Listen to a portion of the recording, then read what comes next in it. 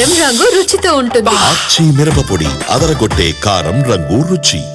ఈ ఏడాది 5 కోట్ల మొక్కలు నాటాలని ఏపీ సీఎం పిలుపునిచ్చారు. రాష్ట్రంలో అడవులను 37% పెంచాల్సిన అవసరం ఉందని అభిప్రాయపడ్డారు. అటవీ విస్తరణం పెంచడంలో దేశానికే ఏపీ ఆదర్శంగా నిలవాలన్నారు. వన మహోత్సవం కార్యక్రమాన్ని సీఎం ప్రారంభించారు. డిప్యూటీ సీఎం పవన్ కళ్యాణ్ మంత్రి నారాయణతో కలిసి మొక్కలు నాటారు.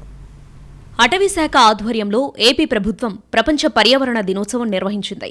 CM Chandrababu, deputy CM Pawan ఈ కార్యక్రమానికి హాజరయ్యారు. మొక్కలు నాటిన తర్వాత స్టాళ్లు పరిశీలించారు.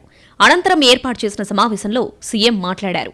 ఈ ఏడాది 5 కోట్ల మొక్కలు నాటాలని లక్ష్యంగా పెట్టుకున్నట్లు తెలిపారు.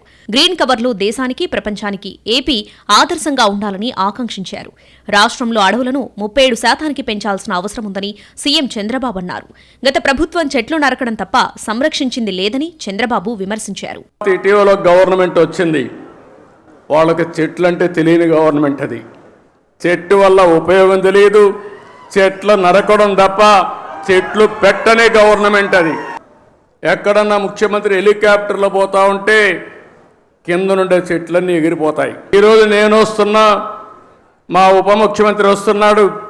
ఎక్కడైనా ఒక్క చెట్టు నరుకుతున్నావా తమ్ముళ్ళు, చెల్లెమ్మలు, మీరే చెప్పమని మిమ్మల్ని అందరూ అడుగుతున్నా.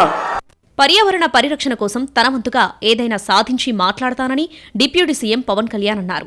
చెట్టు లేని జీవితాన్ని ఊహించలేమని చెప్పారు. ఒకప్పుడు ఇంటి చిరునామాకు చెట్లే ఆనవాళ్లుగా ఉండేవని తెలిపారు. ప్రకృతిని ప్రేమించే వ్యక్తి మనకు సీఎంగా ఉన్నారని పేర్కొన్నారు. 50% పచ్చదనం లక్ష్యం కోసం చిత్తశుద్దితో కృషి చేస్తామని వివరించారు. వచ్చే ఏడాది ఇదే రోజుకి 1 కోటి మొక్కలు నాటాలని సంకల్పం పెట్టుకున్నట్లు చెప్పారు. నేను వచ్చే సంవత్సరం ఇదే రోజుకి కనీసం 1 కోటి మొక్కలు నాటి, అలాగే ఫారెస్ట్ ఫైర్స్, అడవిలో కార్చిచ్చులు కనుక ఆపగలిగి ఈ పర్యావరణానికి సంబంధించి కానీ, అటవీ సంరక్షణకు కానీ, నగర వనాలకు కానీ, చెట్లు విరివిగా పెంచడానికి కానీ, అదేదో మనకు ఒక ఆశయమో దానికి ఇది చెట్టు మనకు ఆధారం. కేవలం పక్షులకి వీటికే కాదు, ప్రతి ఒక్కరికి చెట్టు లేని జీవితాన్ని ఊహించుకోండి.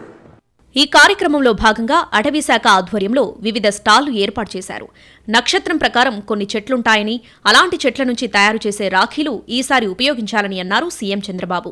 నల్లమల్ల అడవుల ఉద్యమకారుడు అంకారావును పర్యావరణ సలహాదారుగా నియమిస్తున్నామని సీఎం చంద్రబాబు వేదికపైనే ప్రకటించారు.